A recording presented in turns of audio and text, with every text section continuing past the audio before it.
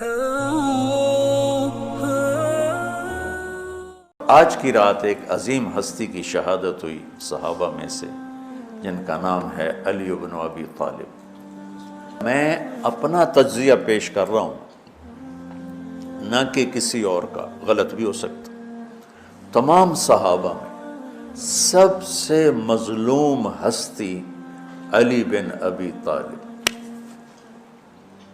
سب سے مظلوم ہستی، جن کی اولاد کا بچہ بچہ ذبح کر دیا، خود بھی شہید ہوئے اور آگے نسل بھی ساری ذبح۔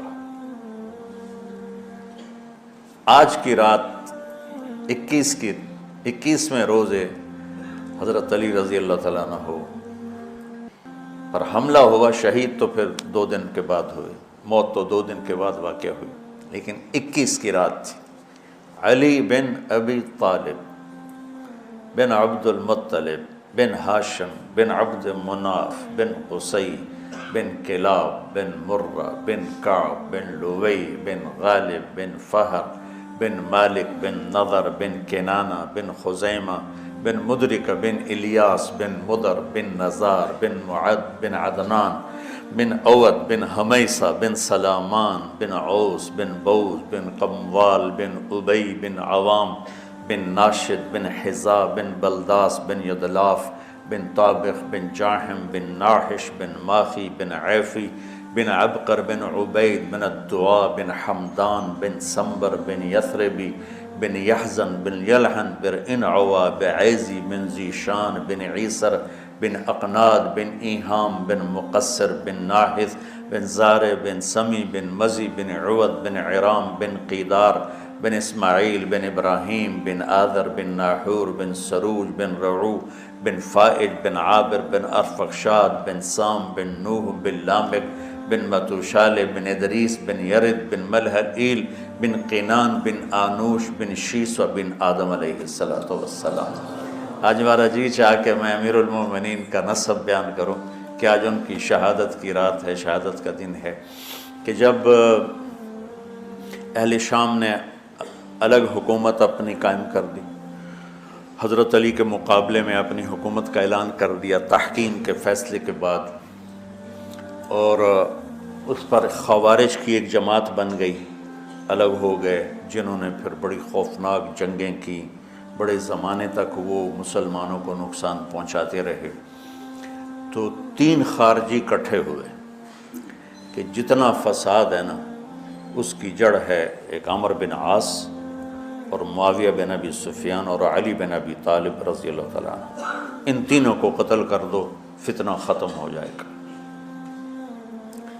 تو عمرو بن عاص اس دن آئے ہی نہیں، وہ مصر کے گورنر تھے، فجر کی نماز، تو جو ان کی جگہ آئے وہ مارے گئے، شہید ہو گئے۔ معاویہ رضی اللہ تعالیٰ عنہ پر اس نے وار کیا، لیکن وہ سر سے پھسل کے کمر پہ جا کے لگا اور کمر چھل گئی، لیکن اللہ نے زندگی بچا لی۔ تو عبد الرحمن بن ملجم جس نے حضرت علی کو شہید کیا، یہ آیا ہوا تھا کوفے میں، تو لوگوں نے کہا امیر المومنین یہ اس کے ارادے اچھے نہیں نظر آتے، تو اس کو ہم پکڑ نہ لیں۔ فرمان لگے تو مجھے پھر اللہ کی ملاقات کیسے ملے گی؟ میں تو تم میں نہیں رہنا چاہتا، میں تو اللہ سے ملنا چاہتا۔ حضرت علی کے ساتھیوں نے بڑی بے وفائی کی، بڑی بے وفائی کی، اس لیے میں کہہ رہا ہوں مظلوم ترین ہستی۔ بسر بن ابی ارطاط نے یمن پہ قبضہ کر لیا شام کے لشکر کی طرف سے، اور حضرت عبید اللہ بن عباس رضی اللہ تعالیٰ عنہ کے 2 بچے اپنے ہاتھوں سے ذبح کیے، جیسے بکرا ذبح کیا جاتا۔ آل رسول کے 2 بچوں کو میں صنعاء میں اس مسجد میں گیا، وہیں ان کی قبریں موجود ہیں۔ تو حضرت علی بے قرار ہو کے نکلے کہ چلو اہل شام کے خلاف جہاد کریں، اور باہر شہر سے باہر جا کے خیمہ لگایا رات کو۔ صبح دیکھا تو ایک آدمی بھی نہیں آیا ہوا تھا، اکیلے تھے۔ تو پھر بڑے دکھی دل کے ساتھ واپس آئے اور اپنی داڑھی کو پکڑ کر کہنے لگے تو کب رنگین ہوگی؟ ایک دفعہ بیمار تھے تو کہنے لگے یا رسول اللہ مجھے لگتا ہے میری موت کا وقت آ گیا. میں نے کہا نہیں، تیری موت آئے گی جب اس خون سے یہ رنگین ہوگی، جب تیرے سر کے خون سے تیری داڑھی رنگین ہوگی اس وقت تیری موت آئے گی. تو اس جملے کو یاد کر کے کہتے تو کب رنگین ہوگی، تو کب رنگین ہوگی. چونکہ ساتھی ساتھ چھوڑ گئے تھے تو شدید قسم کی بے وفائی کا سامنا ہوا. پھر آگے نسل ذبح. آپ نے حضرت حسین کا کربلا تو پڑھا ہوا، لیکن میں نے جو گلدستہ اہل بیت کے بعد میں نے جب پڑھا تو جو اس کمبخت ابو جعفر منصور نے آل حسن پہ ظلم توڑے، اللہ میرا ہچکی لگ گئی روتے روتے. کہ ساری اولاد کو آخر میں پہلی دردناک سزائیں دی، دردناک سزائیں دی، اور پھر ان سب کو ایک کمرے میں بند کر کے چاروں طرف سے کمرہ ٹائٹ کر دیا، ہوا بند کر دی، گھٹ کے سارے شہید ہو گئے. اس کے تڑپ تڑپ کے سب اس میں شہید ہو گئے. اس لیے میں کہہ رہا ہوں سب سے مظلوم ہستی ہیں علی بن ابی طالب. تو فرمانے لگے اس کو پکڑو گے تو میں شہید کیسے ہوں گا. پھر ایک دن دیکھا کہ لوگ گھر کے باہر پہرا دے رہے تھے. آپ نے کہا کیا کر رہے ہو؟ کہا جی وہ آپ کا خطرہ ہے، پہرا دے رہے ہیں. کہنے لگے کس سے دے رہے ہو؟ زمین والوں سے، آسمان والوں سے؟ وہ کہنے لگے جی آسمان والوں سے کون دے سکتا ہوں، زمین والوں سے پہرا دینے کا. بیٹا جا کے سو جاؤ، آسمان والا فیصلہ کرتا ہے تو زمینی پہرے کام نہیں آتے. جاؤ، اور فیصلے آسمان سے اترتے ہیں، زمین پہ نہیں اترتے. تو 21 رمضان کو فجر کی نماز میں اس نے آ کے جو وار وہ سیدھا سر پہ لگا تو سر پھٹ گیا، تلوار دماغ میں چلی گئی، شور مچ گیا، پکڑا گیا. اب دیکھنا حضرت علی کے اخلاق. لوگ اکٹھے ہو گئے. حضرت زینب کو پتہ چلا تو وہ بھاگی بھاگی آئیں اور رونے لگی، واہ ابتا واہ ابتا. تو وہ کہنے لگا، وہ لوگ کو پٹی پٹی باندھنے لگے تو وہ کہنے لگا ابن ملجم جتنی مرضی پٹیاں باندھ لو، اب یہ مر کے ہی رہے گا. اس تلوار کو 1 مہینہ زہر میں ڈبو کے رکھا ہے پھر وار کیا ہے. تو اس پر تو بڑے سے بڑے حلیم کو غصہ آ جانا چاہیے. وہیں اس کا قیمہ ہو جاتا. اور حضرت علی کیا کہہ رہے ہیں؟ بھائی اس کے لیے نرم بستر بچھاؤ، اس کو گرم گرم کھانا کھلاؤ، اسے ٹھنڈا ٹھنڈا پانی پلاؤ. اگر میں زندہ رہا تو میں خود فیصلہ کر لوں گا مجھے کیا کرنا ہے، اور اگر میں شہید ہو گیا تو پھر پہلی میری درخواست ہے کہ اسے معاف کر دیں. یہ بتانا چاہتا تھا، اسے معاف کر دیں.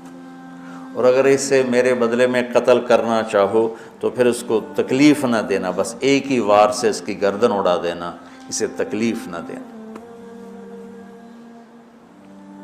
اللہ، آپ پڑھیں گے نا صحابہ کی سیرت تو سب سے زیادہ فضائل حضرت علی کے، سب سے زیادہ مقام اور مرتبہ تو ویسی جیسے خلفائے راشدین.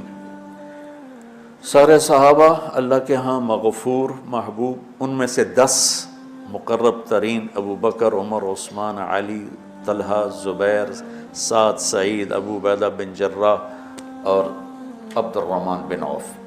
پھر ان 10 میں سے 4 محبوب ترین جو خلفاء بنے. پھر جیسے ان کی خلافت کی درجہ بندی ہوئی ایسے ان کے مقام اور مرتبے کی درجہ بندی ہوئی. لیکن فضائل سب سے زیادہ حضرت علی کے ملتے ہیں. اور یہ ایک فضیلت جو حضرت علی کو اللہ کے نبی نے سنائی، ہاتھ پکڑ کر یوں اپنے سینے کے قریب لگا کے فرمایا، اترضی ان یکون منزلک مقابل منزلی فی الجنہ. علی تو راضی ہے جنت میں تیرا گھر میرے گھر کے سامنے ہوگا. تو حضرت علی رونے لگے کہ نہیں حضرت میں راضی، میں راضی. تو آج کی رات اس ہستی کی شہادت ہے، فجر کی نماز میں ان کا انتقال ہوا، جن کو میرے نبی نے ابو تراب کا لقب دیا کہ تو میرے لیے ایسے جیسے موسیٰ کے لیے ہارون ہے، تیرا گھر جنت میں میرے گھر کے سامنے ہو۔ پھر آپ نے اپنی بیٹی فاطمہ سے کہا فاطمہ تو میں یہ دونوں حسن حسین اور یہ جو سویا ہوا ہے، حضرت علی جاگے نہیں، وہ سوئے ہوئے تھے، یہ جو سویا ہوا ہے ہم پانچوں آخرت میں ایک ہی جگہ پر ہوں گے، اکٹھے ہوں گے۔ تو یہ بڑے درجے کے صحابہ میں، اور اللہ کی قدرت ہے کہ اللہ نے کسی خالص ہاشمی کو حکومت نہیں دی، کامیاب نہیں ہونے تھی۔ بنو عباس بھی اہل بیت ہیں لیکن ذرا دور سے، ان کے 35 حکمران آئے، 35 میں سوائے ایک کے سب کی مائیں ہاشمی نہیں تھی۔ پہلے ہاشمی خلیفہ بنے حضرت علی، والد کی طرف سے بھی والدہ کی طرف سے، اور وہ کہتے تھے تو کب رنگین ہوگی، اور موت مانگتے مانگتے یہاں تک کہ شہید ہو کے چلے گئے اور دکھوں بھری زندگی گزار۔ وَلَقَدْ رَأَيْتُهُ فِي بَعْضِ مَوَاقِفِهِ وَقَدْ أَرْخَى اللَّيْلُ سُدُولَهُ وَغَارَ النَّجُومُهُ وَهُوَ قَائِمٌ يُصَلِّي فِي الْمِحْرَابِ قابضاً على لحيته يتململ تململ السليم ويبكي بكاء الحزين ويقول للدنيا إلي تغررت وإلي تشوقت وإلي تزينت وإلي تشوفت آه من قلة الزاد وبعد السفر ووحشة الطريق آيتها الدنيا غري غيري قد بتتك ثلاث عمرك قصير ومجلسك حقير وخطرك يسير من قلة الزاد وبعد السفر ووحشة الطريق۔ یہ درد بھری فریاد ان کی روز ہوتی تھی رات کو، ایسے تڑپتے تھے جیسے سانپ کا ڈسا تڑپتا ہے، اور ایسے روتے تھے جیسے دکھوں کا مارا روتا ہے۔ شہید ہو گئے۔ حضرت حسن کو حکومت ملی، ہاشمی کے بیٹے، ہاشمیہ کے بیٹے 6 مہینے بعد چھوڑ کے دستبردار ہو گئے۔ پھر بنو عباس کے 35 خلفاء میں امین کو حکومت ملی۔ امین کی ماں بھی ہاشمی تھی، باپ بھی ہاشمی، ہارون باپ اور زبیدہ ماں۔ زبیدہ ہاشمیہ تھی اور ہارون ہاشمی تھا۔